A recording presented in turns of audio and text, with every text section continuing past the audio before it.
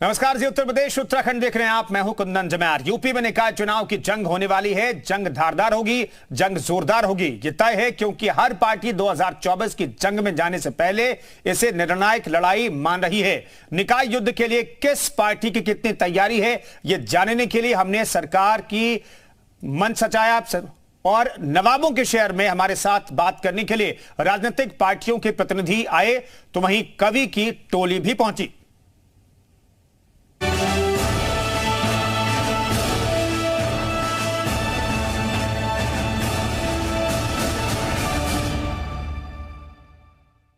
नमस्कार, मैं हूं अजीत सिंह। आप देख रहे हैं 24 की जंग से पहले यूपी का जनादेश। जी हां, जी उत्तर प्रदेश उत्तराखंड आपके लिए लाया है विशेष शो कि शहर की सरकार में किसका रुतबा होगा बरकरार। हमारे साथ बहुत सारे मेहमान हैं, पहले उनका परिचय करा दें। देखिए, सुभाषपा से हमारे साथ सुभाष चंद्र यादव जी हमारे साथ। इसके अलावा रामकृष्ण यादव है, बीजेपी के पार्षद दल के नेता हैं। जो मुकेश सिंह चौहान है, कांग्रेस पार्टी से हैं। इसके अलावा विवेक पांडे समाजवादी पार्टी से हैं। और देखिए, कभी भी हमारे साथ देखिए दो हैं, प्रसून जी हैं और पंकज प्रसून और मलिहाबादी जी हैं हमारे साथ। इन सबसे राय जाने, लेकिन सबसे पहले शुरुआत करने का आखिर 24 का जनादेश किसके साथ है। और देखिए, जो सवाल होता, जो सत्ता में होता, उसी से सबसे पहला सवाल है। देखिए, कैसी तैयारी है रामकृष्ण जी, आप पहले देखिए, भारतीय जनता पार्टी हमारे देश के यशस्वी प्रधानमंत्री आदरणीय नरेंद्र भाई मोदी जी के नेतृत्व में, उत्तर प्रदेश में परम पूज्य योगी आदित्यनाथ जी के नेतृत्व में जिस तरीके से आम जनता की सेवा कर रहा है और जनता तक सबका साथ, सबका विकास, सबका प्रयास और सबका विशेष प्रयासों से जिस तरीके से सेवा हो रही है,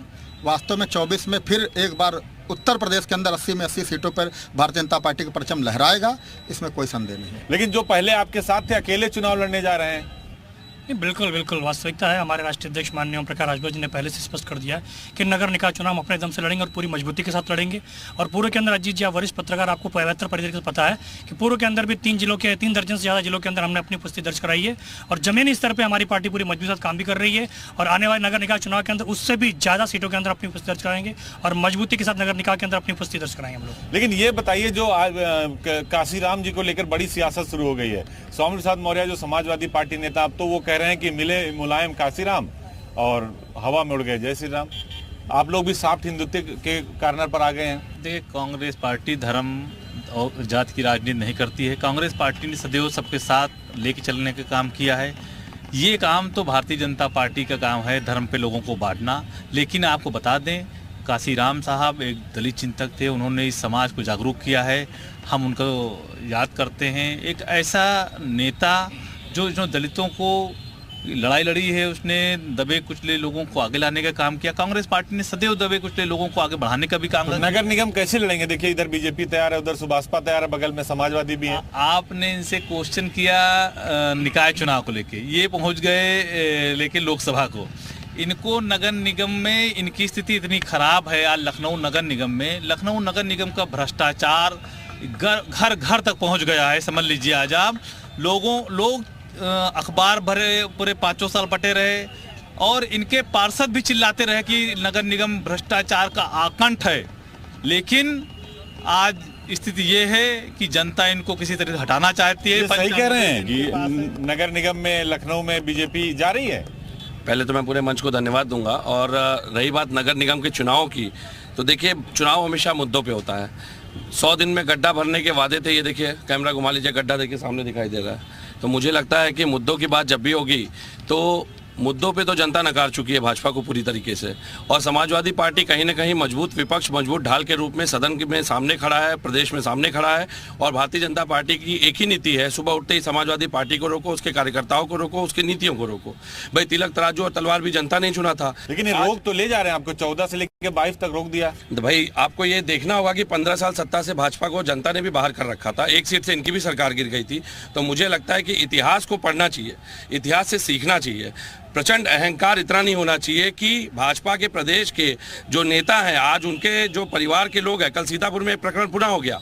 टेनी ने जिस तरह, टेनी के बेटे ने जिस तरह से किसानों को कुचल दिया था, कल एक अधिवक्ता की जान ले ली, भाई वो भी ओबीसी समुदाय से। जवाब दीजिए। देखिए, कह रहे हैं कि नगर निगम में कुछ नहीं बीजेपी का और लगातार बीजेपी दबंगई कर रही है। आपने ही शुरुआत की थी कि 24 की तैयारी कैसी है, पूछा आपने था, मुकेश भाई को सुनाई कम दे गया था और मैंने इसी पे बताया था कि 24 की तैयारी हमारी कैसे चल रही है। आप निकाय चुनाव के बारे में पूछेंगे तो निकाय में हमारा लखनऊ की जनता, प्रदेश की जनता सदैव से नगर निगम 22 लाख से अधिक लोग हैं, 110 वार्ड है, बहुत बड़ी चुनौती नहीं लगती आपको? नहीं, जनता की जनसेवा भी हम लोग कर रहे हैं, उसमें चुनौती किस बात की? जनता का आशीर्वाद हमारे साथ है। इसी की परिणति है कि हम लोग 2014, 2017 और 2019 और 2022 में लगातार जीतते आ रहे हैं। जनता हमको अपना सेवक बनाए रखना चाहती है। देखिए, कभी भी है, पंकज जी से ही जवाब ले लेते हैं। पंकज प्रसन्न, देखिए व्यंग्यकार हैं, ये जो नेताजी लोग कह रहे हैं सही है लखनऊ के लिए? देखिए, अभी आपने गड्ढों की बात करी, मैं तो गड्ढा विशेषज्ञ हूँ, मैंने गड्ढों पे बड़ा शोध किया ताली है। बजा दीजिए। गड्ढा विशेषज्ञ हैं, कभी भी हैं, व्यंग्यकार भी हैं पंकज जी। हाँ, मुझे ऐसा लगता है गड्ढे बड़े जरूरी होते हैं।